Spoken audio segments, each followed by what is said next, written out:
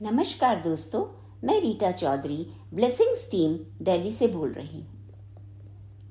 पुस्तक फकीर, लेखक Ruzbeh N भारूचा, audio number 25। Rudra ने चैनलिंग का काम बड़ी गंभीरता और जिम्मेदारी से संभाल लिया था।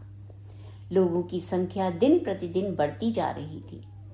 आज भी रुद्र किसी के इंतजार में ही बैठा था कि इतने में 3 लोगों का परिवार अंदर आया। पति पत्नी और एक बेटी। पति पत्नी की उम्र 45 के आसपास होगी। दोनों जवान, दौलतमंद और संवरे हुए थे। उनको देखकर ही पता चल रहा था कि खूब दुनिया घूमे हुए हैं। उनकी खूबसूरत बेटी रुद्र को देखकर हैरान थी। वास्तव में चैनलिंग करने वाले लोग, यानी भविष्य की जानकारी देने वाले लोग, बड़ी उम्र के, सफेद बालों वाले और काफी लंबी दाढ़ी वाले देखने को मिलते हैं। लेकिन यहाँ रुद्र जवान, लंबे बालों वाला, जीन्स पहने हुए हिप्पी के रूप में दिखाई देता है। रुद्र ने बत्तियां बंद की और प्रभु के मार्गदर्शन व सुरक्षा के लिए प्रार्थना की। वह सचमुच बुरी तरह से थक गया था। वह लगातार 7 सत्रों से बैठा था और अब शरीर व दिमाग साथ छोड़ रहे थे। प्रार्थना के शब्द थे, मेरे शरीर, मन व आत्मा, आभा मंडलों, कंपनों व मार्गों, रक्त की प्रत्येक बूंद, डीएनए व कोशिका तक तथा पूरे अस्तित्व को अपनी सुरक्षा, प्रेम, मार्गदर्शन, शक्ति, आरोग्य, ऊर्जाओं, आध्यात्मिक ऊर्जाओं व कृपा दृष्टि से भरपूर कर दो। मुझे क्षमा प्रदान करो, राह दिखाओ, मेरी रक्षा करो, मुझ पर दया करो। रुद्र ने कहा, अचानक ही आपके जीवन में सब कुछ ठीक नहीं हो रहा। व्यक्ति बोला, हाँ, पिछले साल तक तो सब ठीक ठाक था, पर 8 महीने से हम एक के बाद एक परेशानियां झेल रहे हैं। आपने देवी के आगे मन्नत मांगी थी कि अगर तुम्हारे जीवन में कुछ खास घटनाएं घटी तो तुम उनके दर्शन करने जाओगे। तुम अपने परिवार को भी साथ ले जाओगे। रुद्र ने पूछा। नहीं, मैं ऐसी मन्नतें मांगने में विश्वास नहीं रखता, पुरुष ने कहा। रुद्र ने आंखें बंद कर बाबा की प्रार्थना की। उसे जवाब मिल गया। उसने कानूनी कागज और टिक टिक चलती घड़ी की झलक भी देखी और बोला, मैं कानूनी कागजात और चलती हुई घड़ी देख सकता हूं। क्या इससे तुम्हें कुछ याद आता है? उस महिला ने लंबी आह भरी। पुरुष सीधा होकर बैठ गया। बेटी पहली बार दिलचस्पी लेती दिखी। महिला पति से संबोधित हुई, तुमने देवी से वादा किया था कि अगर एक खास कानूनी जांच और पूछताछ से बच निकले तो तुम पूरे परिवार के साथ वैष्णो देवी की यात्रा करोगे। यदि तुम उस जांच में पकड़े जाते तो व्यापार की साख मिट्टी में मिल जाती। तुमने वहां जाकर बाल उतरवाने की मन्नत भी मांगी थी। हे भगवान, हे भगवान, हे भगवान, हाँ हाँ हाँ, पुरुष ने अत्यंत हैरानी के भाव प्रकट करते हुए कहा, मैं भूल कैसे सकता हूं। मुझे लगता है कि देवी ने तुम्हें इस मन्नत के बारे में याद भी दिलाना चाहा, क्योंकि पिछले 1.5 सालों में तुम्हारे काफी बाल झड़ रहे हैं।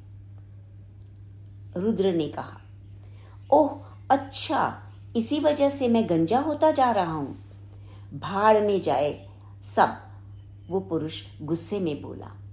व्यक्ति के उत्तर से रुद्र अपना आपा खो बैठा और गुस्से से बोला, राजेश, जुबान पर लगाम दो। राजेश को अपनी गलती महसूस हुई और क्षमा याचना करते हुए कहा कि आप बिल्कुल सही कह रहे हैं। मैंने मन्नत मांगी थी कि उस कानूनी पूछताछ में हमारा नाम ना उछले, तो हम सब उनके दर्शन के लिए जाएंगे और मैं बाल उतरवा कर ही घर लौटूंगा। मैंने कई साल पहले ये सोचा था। आप मुझसे कहना चाहते हैं कि मेरे साथ जो भी हो रहा है वह उसी मन्नत को भूलने का नतीजा है? हाँ, रुद्र ने कहा। ये तो कोई बात नहीं हुई, राजेश ने कहा। रुद्र ने कहा, उचित अनुचित की बात मत करो। तुम अपने देनदारों से कितनी सख्ती से पेश आते हो। तुम कभी उनके साथ रियायत नहीं करते। शुक्र मनाओ कि देवी ने तुम्हारे साथ भी वैसा ही बर्ताव नहीं किया जो तुम पैसा ना लौटाने वालों या अपनी बात से मुकरने वालों के साथ करते हो। ये बड़े ही अटपट से पल थे। रुद्र अपने मुंह से निकल रहे शब्दों की तीखेपन और तेजी से हैरान था। वह इतना रूखा नहीं बोलना चाहता था, पर इस तरह की कूटनीतियां नहीं जानता था। उस व्यक्ति का चेहरा गुस्से और शर्मिंदगी से लाल हो गया, पर उसकी पत्नी के चेहरे पर राहत दिखी। उसके चेहरे पर बड़ी सी मुस्कान थी और रुद्र को देखते हुए बोली, आपको मेरे पति को माफ करना पड़ेगा। दरअसल वे किसी की कड़वी बातें सुनने के आदी नहीं हैं, क्योंकि इनके आसपास हमेशा चमचों की भीड़ लगी रहती है जो इनकी जी हजूरी करते हैं। आप बाबा को कह दे कि हम जल्द से जल्द देवी के दर्शन करने जाएंगे। मैं आपसे पूछना चाहती थी। रुद्र, तो क्या आप बाबा से पूछना चाहती हैं? स्त्री, हाँ, क्षमा करें, मैं बाबा से पूछना चाहती थी कि क्या हम अपनी बेटी को अमेरिका नहीं, जब तक वह 19 बरस की नहीं हो जाती उसे बार बार दुर्घटनाओं का सामना करना पड़ता है और वहां वह किसी बड़ी दुर्घटना का शिकार हो सकती है। उसके लिए यही जगह ठीक है। रुद्र ने स्त्री की बात को काटते हुए कहा। स्त्री, हाँ, सही कहा आपने। पिछले सप्ताह ही उसकी नई होंडा गाड़ी टकरा गई थी। तभी वो लड़की बोल उठी, अरे हाँ, तब तो मेरी जान भी जा सकती थी। तुम 18 की कब हो जाओगी? रुद्र ने पूछा। अगले महीने। उसका मतलब तुम्हें 1 साल तक और इंतजार करना है। बेहतर होगा कि तुम प्रतीक्षा करो। युवती ने रुद्र को देखा, फिर माता पिता को देखा और बोली, अच्छा, मैं 19 साल की होने तक इंतजार करूंगी। माता पिता बेटी की घोषणा से सदमे में आ गए। वास्तव में बेटी भी अपने पैरों पर खड़ा होना चाहती थी, लेकिन अपने मन की बात कहने में हिचकती थी। रुद्र के माध्यम से बाबा ने कहा, उसे डिजाइनिंग पर ध्यान देना चाहिए या फिर कानून की पढ़ाई में। युवती, ये मुझे एमबीए की पढ़ाई करने की शर्त पर विदेश भेजना चाहते हैं, लेकिन मैं ज्वेलरी डिजाइनिंग का कोर्स करना चाहती हूँ। रुद्र, उसे गहनों की डिजाइनिंग का कोर्स करने दो। वह इस क्षेत्र में नाम कमाएगी और मन भी संतुष्ट रहेगा। मैं आपको ये राय भी दूंगा कि जितनी जल्दी हो सके देवी के दर्शनों को जाओ। स्त्री, वह हमें कब से इसी कोर्स के बारे में कहती आ रही थी, पर हम ही फैसला नहीं ले पा रहे थे। रुद्र, इसे इसी काम में मन रमाने दो। इसी में इसकी भलाई है। वे शादी के बाद भी ये काम कर सकती है। 27 की उम्र में इसकी शादी होगी। स्त्री, 27? तब तो बहुत देर हो जाएगी। रुद्र, आपके लिए बेहतर होगा कि तब तक इंतजार करें, अन्यथा उसे अपने वैवाहिक जीवन में भारी उथल पुथल का सामना करना पड़ सकता है। वैसे आप वैष्णो देवी यात्रा की योजना बनाएं। राजेश, हम अगले महीने तक तो नहीं जा सकते, क्योंकि हम शुक्रवार को फ्रांस जा रहे हैं। क्या हम इसे अपनी वापसी तक टाल सकते हैं? रुद्र, ठीक है, पर अपने परिवार के साथ कुल देवी के मंदिर तक अवश्य जाएं और उनसे वादा करें कि आप विदेश यात्रा से आते ही वैष्णो देवी जाएंगे। फ्रांस जाने से पहले गरीबों को भोजन अवश्य करवाएं। राजेश, क्या हम वृद्धाश्रम को दान दे सकते हैं? वे लोग अनाज ले लेते हैं और वहां रहने वाले वृद्धों के लिए भोजन पकाते हैं।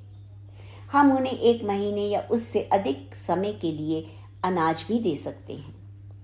रुद्र, ये ठीक रहेगा। और कुछ? राजेश, कृपया बाबा से कहें कि वो हमारी बेटी का ध्यान रखें। वह बहुत जल्दी चोट खा जाती है।